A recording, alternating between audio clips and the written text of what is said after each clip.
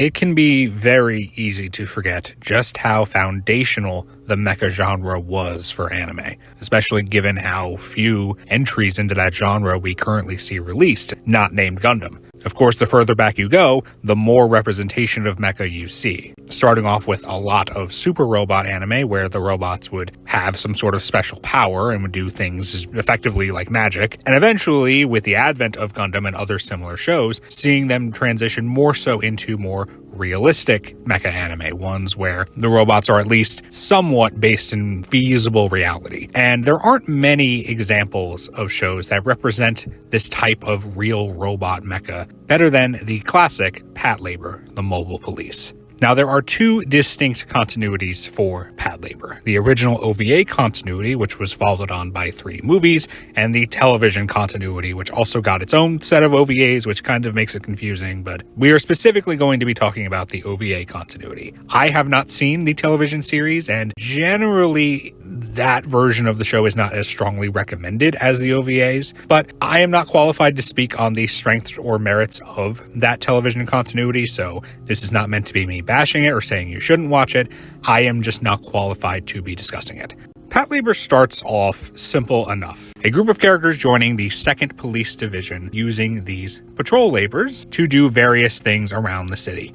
It's not hard to see why there would be a practical use for mecha in this, hypothetical future. Though granted, it's taking place in 1998, so it's not really a future at this point, but back when the OVAs came out in 1988, it certainly would have been. Not only can they lift things and move things around that people can't normally do, not only can they potentially bypass certain barricades that cars can't get over, but as these mecha become more common, it would make sense that you would need mecha to deal with other mecha. And a lot of the stories in this show deal with various antagonists stealing or acquiring other labors, and the police having to deal with that in some way. So there is a logic to why they would exist, why the police would want to have access to these. In a world where these robots have become so prolific, you really do need to deal with them. They've become a part of life. There's something that there needs to be a counter for if some lunatic grabs one and starts wreaking havoc across town. Or if potentially a labor being used in, let's say, construction starts going haywire. You need something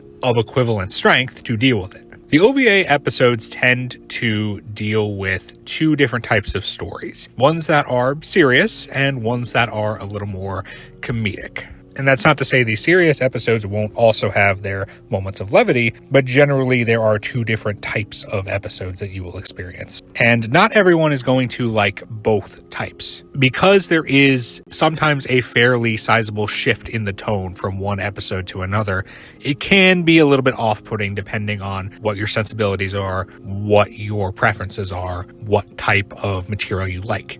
It may feel a bit jarring to go from a fairly serious episode where there's like a terrorist threat to an episode where they're dealing with a sea monster. And believe me, that sea monster trope, it doesn't go away. It's not a one and done deal. I hope you're okay with that. So amongst those original 7 episodes, there is some variance. I would argue that there are strong serious episodes and there are strong comedic ones, but both types of stories also have their weaker moments as well. It's not necessarily a situation where the ones that are serious are good and the ones that are comedic are bad, or vice versa. It really just kind of depends on the episode. Whether your preference is towards the serious-minded stories or the comedic ones, you will find something to like amongst these 7 original episodes, even if you don't necessarily like or love all 7 of them.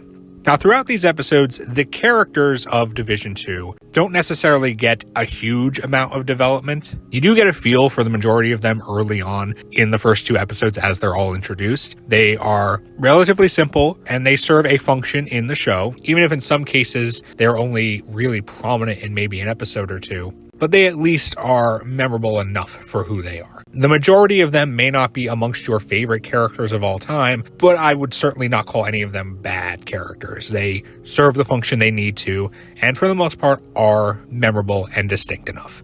My personal favorite being, of course, the lovely Kanuka, who I wish was more prominent. I wish she did more, but, she's there, and I am grateful for her being present at all. But I do think it's fair to say that the primary protagonist of Patlabor throughout these OVAs and going through the movies is Captain Goto. Now, that may not seem apparent at first, because certainly early on it seems like the main characters are going to be Noah and Asuma, and certainly they are prominent. They are certainly main characters alongside Goto, but as they start to recede in prominence, especially moving into the movies, Goto very much so takes center stage as the main guy. And I think if there's any single character that is going to really be one you want to analyze and think about and view as more complex, it's going to be Goto. The highlight of the OVAs for me is certainly the two-part story in episodes 5 and 6, which really do act as a strong primer for what you're going to see going into the movies. Political intrigue, unraveling mysteries, potential coups, topics that will be much more prominent as time goes on. So if you want a good idea of what you'll be getting into once you transition into the 3 movies, episodes 5 and 6 really do give you a strong preview of what that's going to be. What that does mean is that if the main aspect of Patlabor that you really enjoyed was the more comedic angle, you are sadly going to see less of that once you get into the films. The films are easily the Patlabor entry that most people are aware of, even if they've never watched Patlabor or only have a casual awareness of it. This is primarily because the first 2 films are very critically acclaimed and also very, very well animated. You probably would not be able to guess that these films came out in the years that they did if you just watched them without knowing. I don't think many people would guess the first film came out in 1989 and the second in 1993. Even today, they look absolutely gorgeous. If you are a fan of old school hand-drawn animation, this is easily amongst the pinnacles of what you were able to make back when that was how animation was done. They are marvelous. And just like they are the peak of Patlabor's animation quality, I think it's also fair to say they are the peak of its story quality as well. All of the movies deal with some sort of political mystery or conspiracy that needs to be unraveled. Whatever it may be, they all deal with similar themes and story elements. Ones that, if you really enjoyed episodes 5 and 6 of the Patlabor OVA, as I did, you will really gravitate towards. Notably, the first 2 movies were directed by none other than Mamoru Oshii himself. Pre-Ghost in the Shell, by the way. You can definitely see the qualities of his directing that would go on to influence how he handled Ghost in the Shell. Now, if that concerns you in some way because you don't like psychological aspects of Ghost in the Shell, I will try to reassure you, these films do not lean into that nearly as much as Ghost in the Shell does. While there are some aspects of the plot and the unraveling of the mystery that you really will need to be paying attention for, I would not consider anything in these 2 films to be overly complicated. But you will most certainly see many similarities in terms of the direction. And if you like how the original Ghost in the Shell was directed, you will very much so appreciate these 2 films. Now, you'll notice that we're kind of leaving the third film off on its own a little bit, and there are a few reasons for that. The third film is largely, by the general Patlabor community, considered to be the black sheep, the one that most people do not like. And there are reasons for this, but I will just say first and foremost, I do like the third Patlabor movie, but not as much as the other 2 movies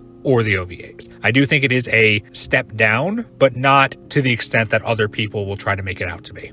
First of all, it did come out 9 years after the second one, all the way in 2002, and it's not as visually stimulating as those first 2 movies. Nevertheless, it is still a very, very well animated movie. There are multiple moments in the third movie where there won't be any dialogue. It'll just be background music and showing off various scenery around the city. And it is very, very, very good to look at. It may not have some of the standout scenes that are in, say, the second Patlabor movie, but it is still a well animated film. And I think the story is also handled well. It is dealing with a lot of the same ideas and tones that the first 2 Patlabors had. The main things that I think hold the third movie back from getting the same recognition as the first 2 is, first of all, it's not directed by Mamoru Oshii, so that in a lot of people's minds, even if they haven't seen it, is going to make them want to distance it from the other 2. But I think a lot of the issues people have with it come from expectations regarding its title. You would expect a movie called Patlabor 3 to, 1, take place after Patlabor 2, and number 2, to actually involve the characters from Patlabor in a significant way. Now,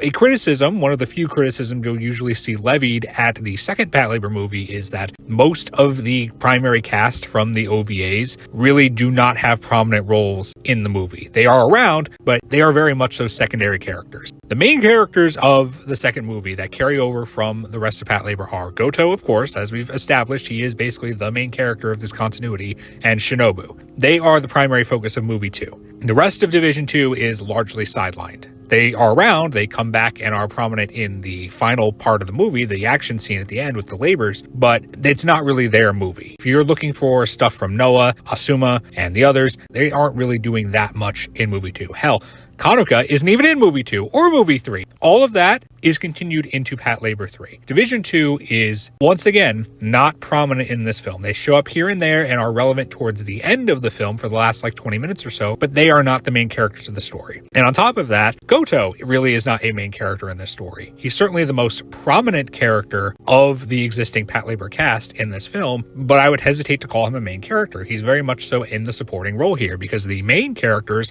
are two new detectives who only appear in this film and nowhere else. So the fact that this is a Patlabor movie that really isn't is going to affect people's perceptions of it. It's more like a spin-off that just takes place in the Patlabor universe. On top of that, as I said, it's called Patlabor 3, but it really doesn't take place after Patlabor 2. It takes place in between the first and second movies. So because it's this in-between-quel movie that doesn't really focus on the Patlabor characters, it's going to leave people with a negative impression because they're not expecting that. They're expecting Patlabor 3, not a side story taking place in the Patlabor universe. If this was marketed that way, if the title in some way conveyed that, I understand you're going to want to keep Patlabor in the title to make people watch it, but if it wasn't just called Patlabor 3, if it was called something else, a Patlabor story or something, I think that would have tempered people's expectations so that they didn't go into this expecting something they were never realistically going to get. If you go into this movie knowing what it is, as I did, I think you will enjoy it a lot more than if you just watch it blind. The detectives themselves are fine characters, and I do think that a big part of why they are not so well liked is simply because they are taking the place of the established characters, and that they just don't show up before or after this. They're not bad, but they aren't super well developed, and they are largely just kind of filling archetypal roles, which is fine for a movie. And I do think they serve those roles well. I just don't think a lot of people can get over the fact that they are taking away the spotlight from the established Patlabor characters that people wanted to see more of. So while a lot of people would say that the OVA continuity for Patlabor ends on a sour note, I don't really agree with that. While I do think movie 3 is not as good as everything that came before, I still think that with your expectations in check, you will be able to enjoy it because it is still a well-animated, interesting mystery movie. And that is where the OVA continuity for Patlabor ends. While there are other entries into this franchise, again, most notably the TV series, this is the primary continuity that people adore. And I would argue it is with good reason. While I do think some of the episodes of the OVA are a little bit uneven here and there, and yes, tonally it may be a little jarring for people, overall this is a very, very well-deserved classic. The animation is great. The political intrigue and the mysteries and the conspiracies are all very, very engaging to watch. And I do think, again, it does the best job of any other real robot anime that I've seen of showing an actual reason why they would exist, why the police force would use them, and most importantly, making them feel believable. The fact that it is able to do that and do so much more on top of it really speaks to why this is so fondly remembered by so many people. Thank you so much for watching. Like and subscribe if you enjoyed, and until next time, take care everyone. Look forward to the next video.